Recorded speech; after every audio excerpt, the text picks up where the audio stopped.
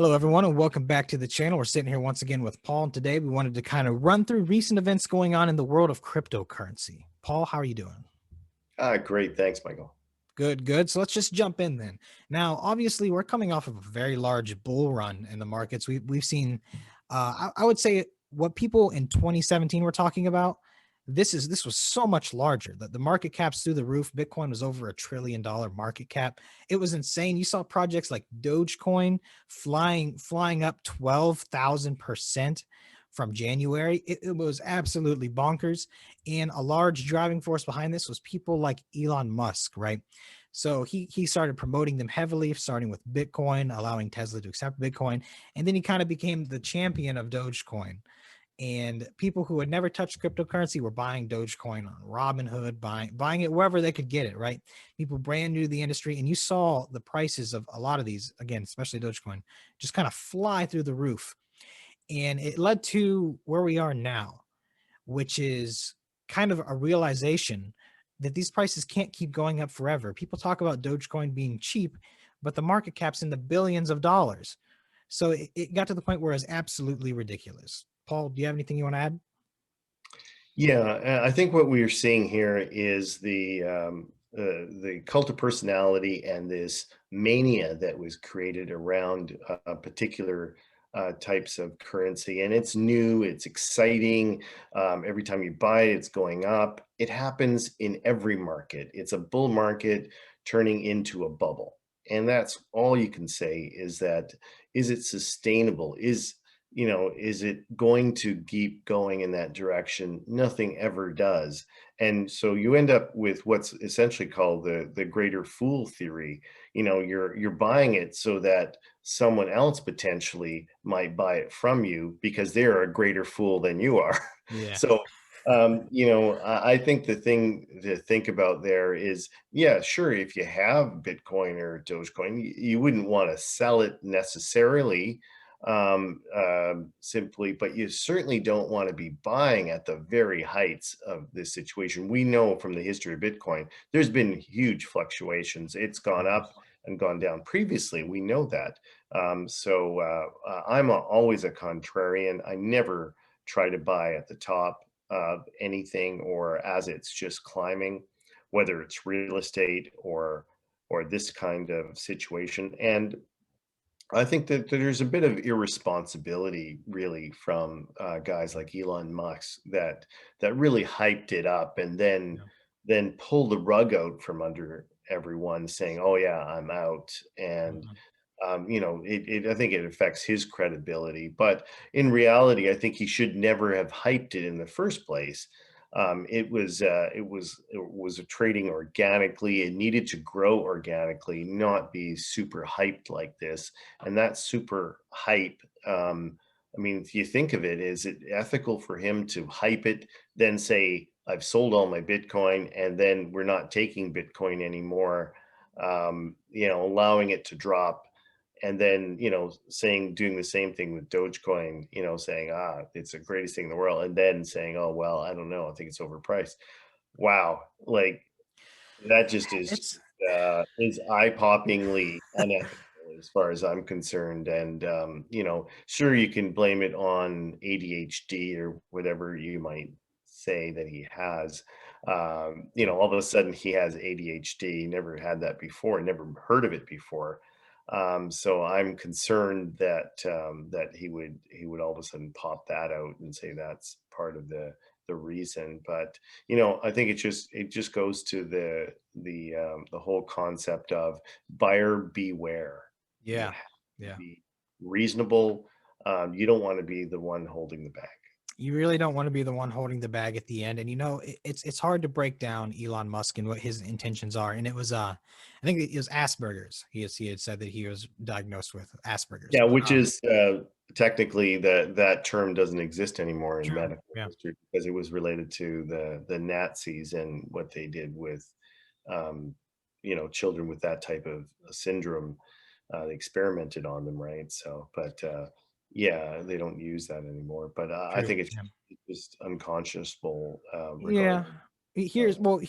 Here's what it comes down to is Elon often talks as an individual it kind of ignoring his status in the space he sits in. And it goes back to the old adage, with great power comes great responsibility. You got a lot of people hanging on your words. You're an ultra billionaire, one of the richest people in the world, right? People care about what you say, so you should be a little more precise with your words. Everyone likes to have fun. Everyone likes to say fun things, but there's a time and place for it, and blasting it across the entire internet and getting tons of people's money involved, and it's gonna hurt. Here's the thing: in 2017, 2018, you saw crashes of the largest currencies by over 90%. So you got a lot of people seeing, oh, Elon Musk says buy Doge, and then they lose 90% of their money. You know what? If Elon lost 90% of his money, which he's not, because he's not that dumb, but even if he did, he'd be perfectly fine. You have people putting their life savings in this. In the previous bull run, you had people taking mortgages out on their house or selling their property and then buying crypto, and then it drops 90% and they're just done. Their goose is cooked. So guys, be careful when you're looking at these markets. Be careful in what you do. Don't invest emotionally. Don't fall into the fear of missing out. Yeah, and that is exactly the case. I mean, you have to realize that the people who make money in markets are contrarians. Mhm. If something is below value, then that's the time to buy. If you're buying to sell, or you're waiting for, you know, buy high, sell higher kind of routine, you are taking massive risks. And here, what scares me is sometimes people say, "Oh, I'm gonna keep my money in GICs." But if I really think of it, I could just take it and put it into the most risky thing that's possible. That's a bubble, because that's a trendy thing to do. That's what everyone else is doing. Oh my God. Don't be a lemming, people. Yeah. Don't be the lemmings, because lemmings die. They Yeah. run off the cliff and they die. Don't do it.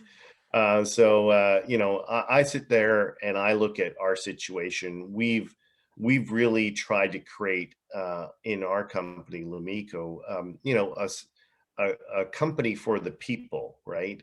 We're trying to create a vast shareholder base of people who have shareholding in the company, and we could have done what Elon or other people have done in the markets, have this huge pop and come back. And we've had that. We've had a situation where we've gone to 25 cents and it corrected down, but now we're at 10 or 11. That's lower than it should be, and I think it's an absolute good situation for us, because we're attracting new buyers. We're always doing volume, and people and the sellers are going to disappear at this level. So it's one of those things that you can watch, and it happens in real estate. It happens in other things that are market related and are traded. So it's something to sit back and caution is the word, right? Yeah. Don't chase. That's the main message here. Everything, if you really think something's of value, that market bubble will ease off, or collapse or correct, and then you'll have an opportunity, right? Agreed. That Yeah. only comes with experience.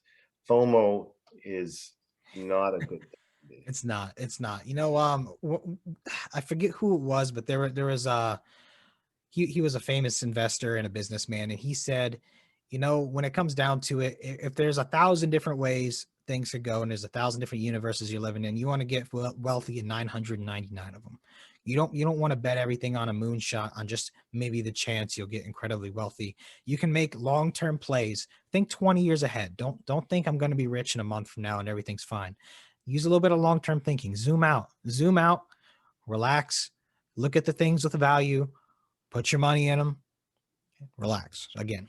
So Yeah. again, not financial advice. I'm not trying to give investment advice, life No, advice. it's psychological advice, and Yeah. we're not psychologists, but we're humans, and we can certainly, I feel for people who have gotten burned in this situation with Dogecoin or with Bitcoin, and really, what the best lesson that Elon or other people have taught us is, don't listen to people like Elon or other influencers.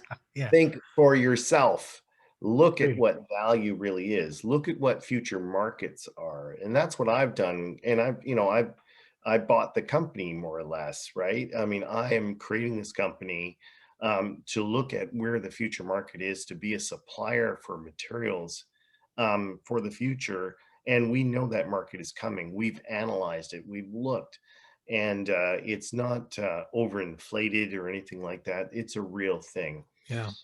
I think that's the best message and the best takeaway. And everyone who invests and has a significant amount of money, and they get to learn, they get their education, and they pay for it. Yeah. You learn, you get your BA, you spend $20,000 and lose it, and then you get your master's of whatever, business education and market education, and you lose 50,000, or you get your PhD and you lose 100,000. By the time you lose that much money, then you know what value is, and then you can be an operator and row your oar in these oceans, no Mhm. matter what the storms that are coming at you. And we want to create educated shareholders, and understand that even in our markets we see roller coasters going through, but you've got to make sure that you know that we're not valueless. We have 3.5 million,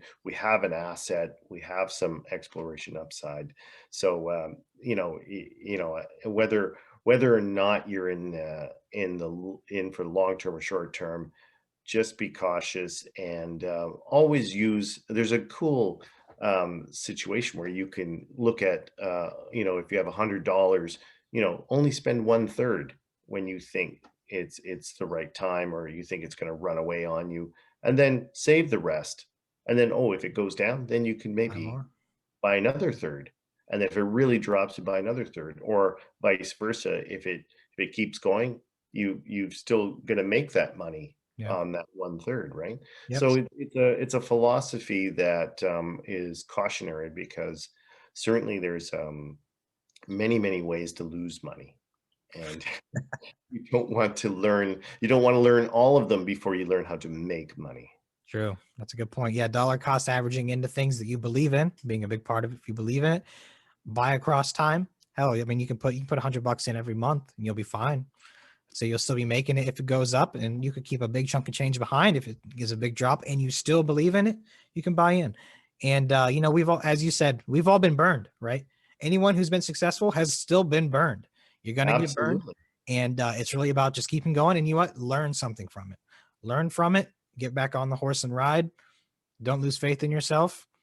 Get smarter. All right, Paul. Thank you for coming on. Thank you for sharing. Any last words before we go? No, just keep your hard hat on out there. It's going to be rough markets, and we'll see you in the next little while, and we'll see what happens then, and we'll look back and analyze. Right. Sounds good. If you guys have any questions about the markets, about cryptocurrency, about the cults of personality, influencers, anything like that, send them across. Share your comments even. Doesn't matter. We'll be happy to respond, happy to answer them. Paul, thank you so much for coming on. Have a great day. Thanks, Mike.